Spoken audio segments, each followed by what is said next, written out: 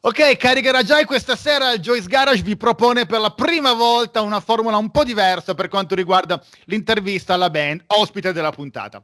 Siccome i GLASS HELIX sono di Colorado Springs, abbiamo optato per registrare questa intervista onde evitare di obbligare il nostro ospite a levatacce oppure di costringere il bravo intervistatore a restare sveglio fino alle 5 del mattino. Devo quindi benvenuto a Thomas, cantante della band. Hello Thomas and welcome to Joyce Garage. How you doing, man? Good, man. How are you? Yeah, I'm pretty good. Thank you very much.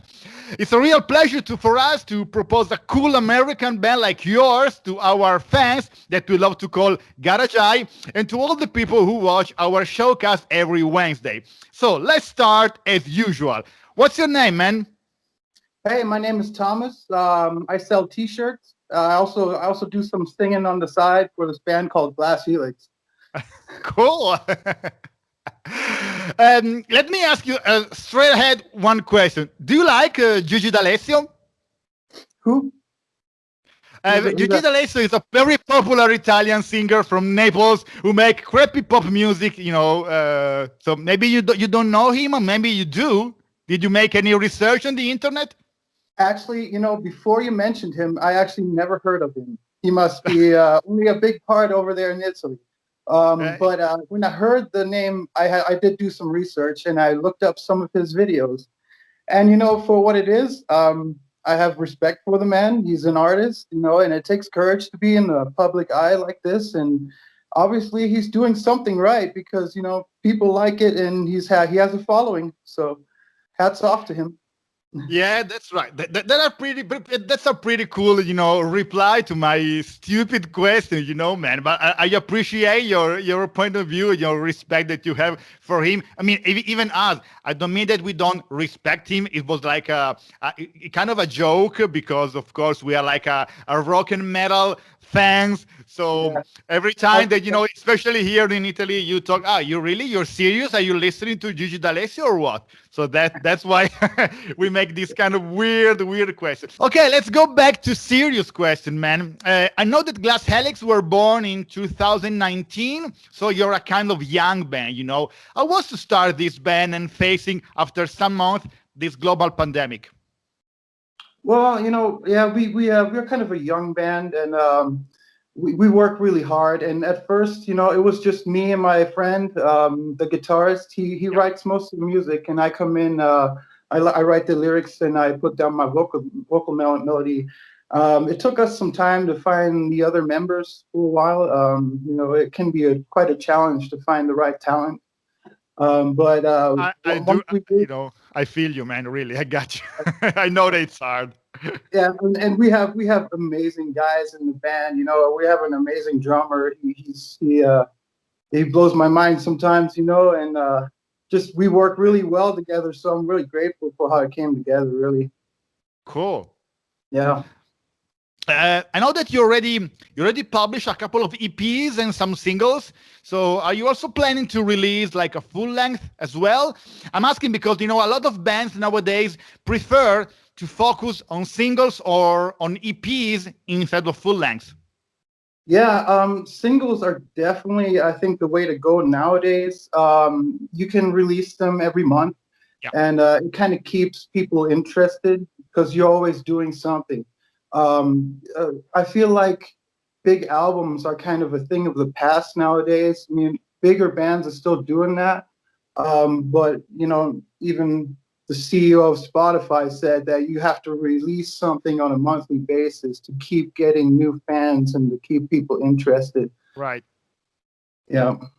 No, maybe sometimes I also have the same point of view as yours. I also have a band, and we decided to release a full length after like a couple of singles.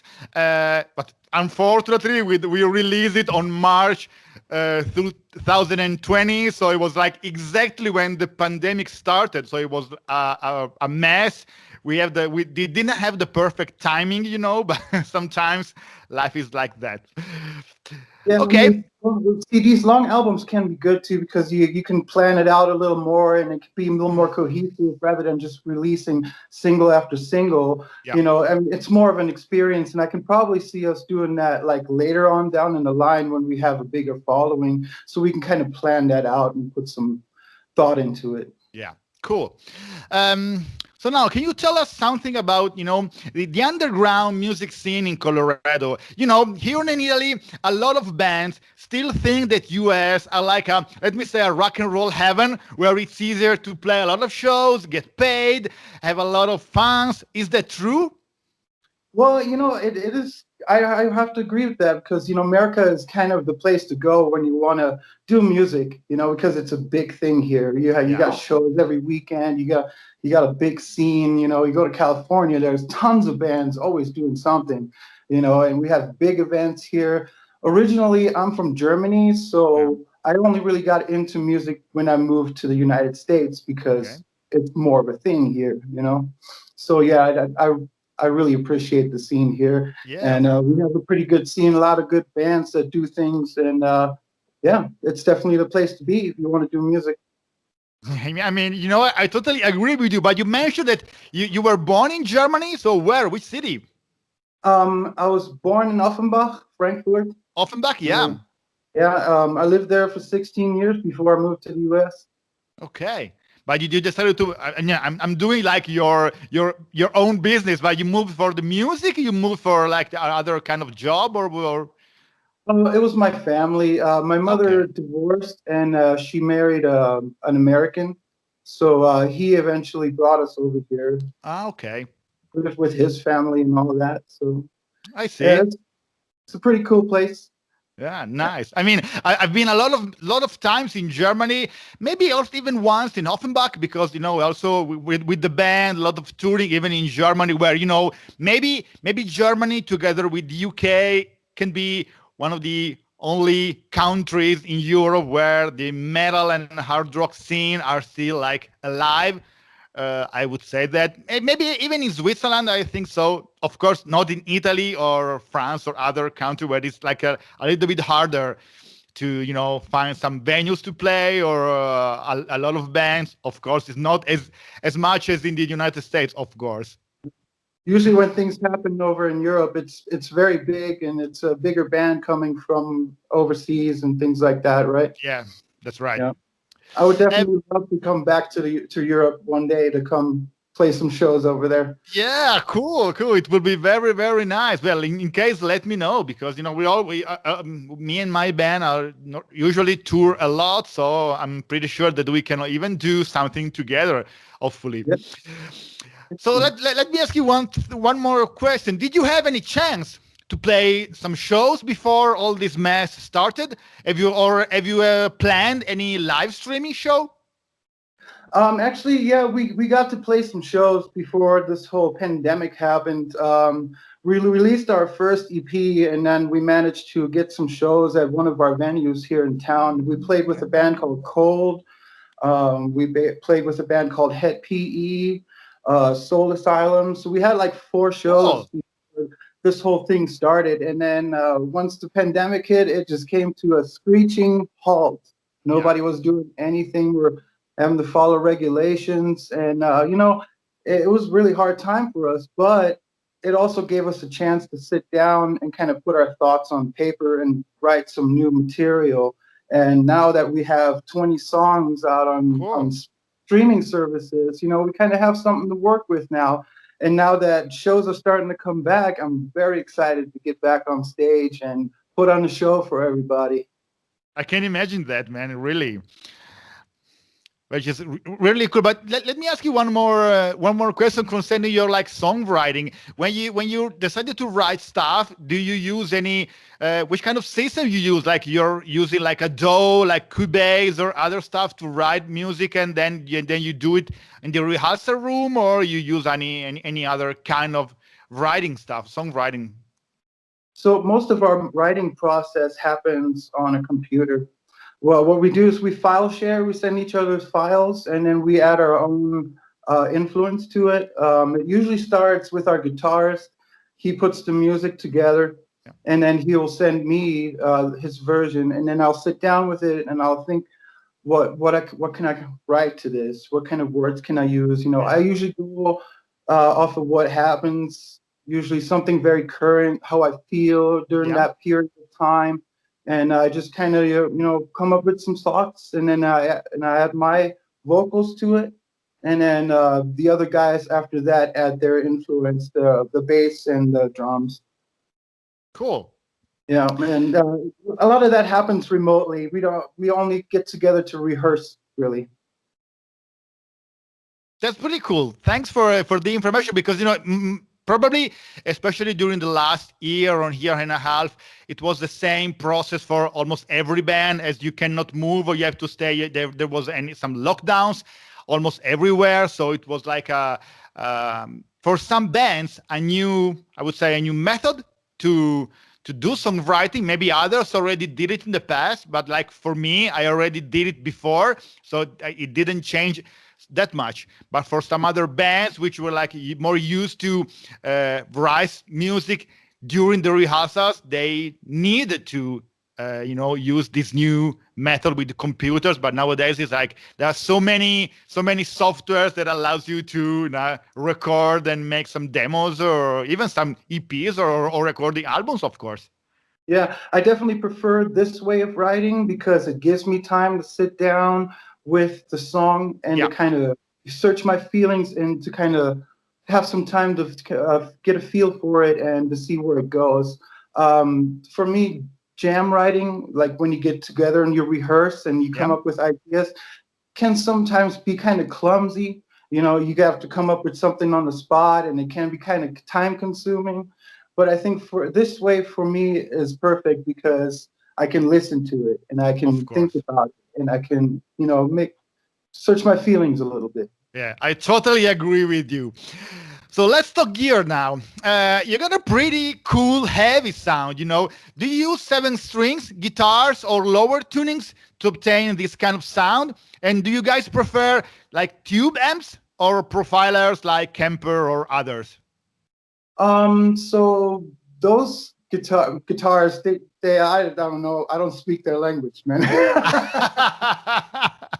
I just run my mouth a bunch, and I say some words, and that's my forte, But I can give some information. So our first EP was written all on the 6-string in drop D tuning. So and after that, our sound got kind of heavier, and he started writing with a 7-string in drop A tuning. That's how, and we wrote Fragile Existence EP, and all the singles past that all have been written that way. And actually now we're looking into getting, he actually bought a 8-string guitar. So things are probably going to get a bit heavier now. Yeah, for sure. And and if what about maybe for your guitar player especially, does he use any tube amps or like any profiler or a Kemper or something like that? Like digital stuff?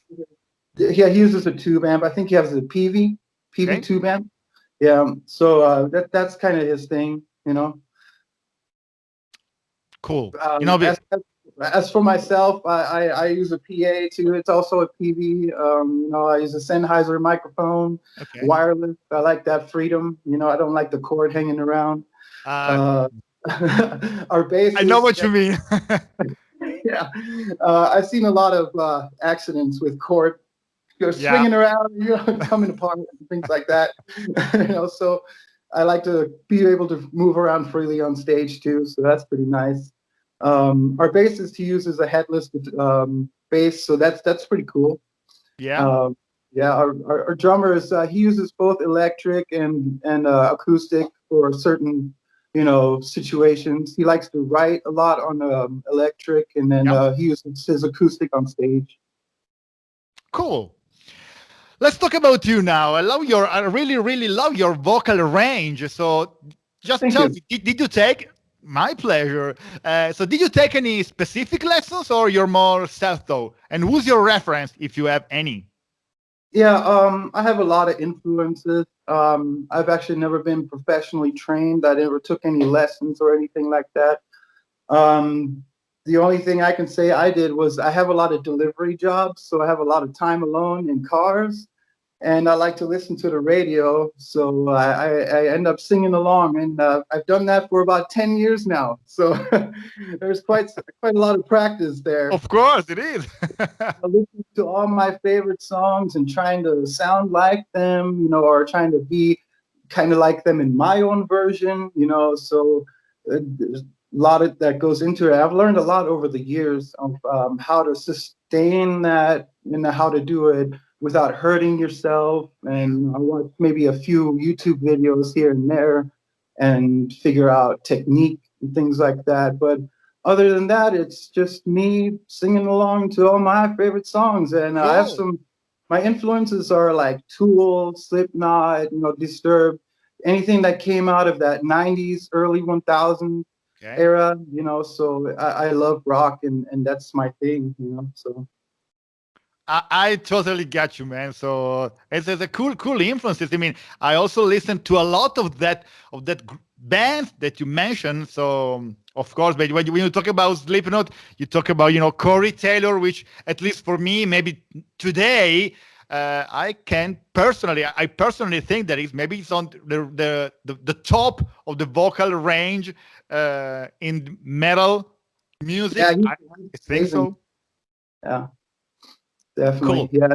He's an amazing singer, and I think he really pushes himself, and that's how it is. You can't be afraid to do something new, or to push yourself a little bit vocally, And if at first you don't succeed, you just keep trying until you get it. Correct. Definitely correct. Okay, you already released some very cool videos, and I like them all. So congrats. Are you always working with the same guys for your videos, or you decided to collaborate with different people? We've tried some different guys. At first, we did a lot of local guys that do videography here, and for the most part, that was really successful. And we also did some websites where you can hire talent to do maybe like a lyric video or something like that. So that was also a big resource for us. Our last video, Incorrigible, actually we did that one all ourselves. We recorded it and we put it all together. So, and even that worked out pretty good. So we might just end up trying to do that, just kind of doing it ourselves. Okay. And what do you think about releasing music on CD or vinyl nowadays? I mean, I'm almost 45 and I have a quite huge music collection on both formats. But if you buy a new car, it doesn't have a CD player. If you buy a new computer, it doesn't have it as well. So probably it's not that easy for young people to listen to a CD or a vinyl. On the other side, I mean, liquid music, as they call it today, doesn't have the same, I would say, appeal, at least in my opinion. What do you think? I think we're dinosaurs. We're dying breed. I know I used to collect CDs and everything, and yes, there is a certain appeal to it because you can open the box and you have art inside, and you take the CD, you can give it to your friend, he can borrow, you put it in the car, play it wherever, but it's definitely a thing of the past. I feel now it's just to maybe collect. I know vinyls still have a big appeal to people, and they like to buy them just as a collector's item, or to support the band, So it's not completely dead, but it's definitely on its way out because a lot of the streaming stuff and the streaming services is a lot more accessible, and you can reach a lot more people. You got to think, you can print CDs, but then you have to distribute it. That costs a lot of money. Nowadays with technology, you have so much availability, and the avenue is open. It's a lot easier to release your content nowadays.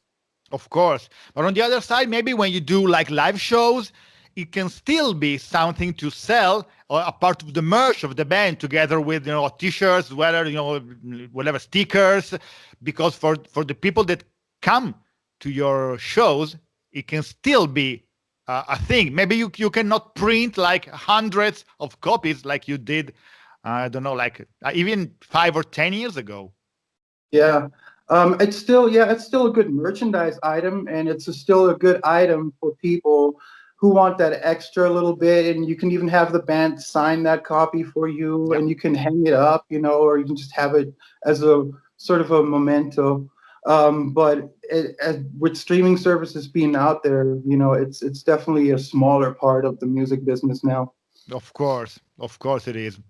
Uh, Tell me, did Glass Helix already plan something for the future if there won't be another pandemic, of course?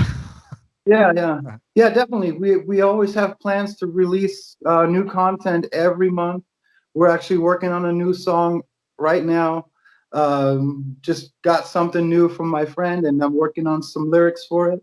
Cool. So definitely, there's always going to be new content coming up on a monthly basis. So make sure you stay in touch with us. Follow us on social media and all that, and you can always absolutely. Yeah. So and there's always videos too. We're going to be working on videos and always booking shows. Always looking for new opportunities to hop on board with national acts coming through and doing tours and things like that. So for us, the sky's the limit. We're shooting for the stars. You know what I mean? So we're going as far as of course I do. Okay, let me ask you the last question, which is the same that I ask all bands and artists we interviewed. Please, Thomas, ask yourself a question, but give no answer. What does the future hold for me? That is always a good question. And you know what?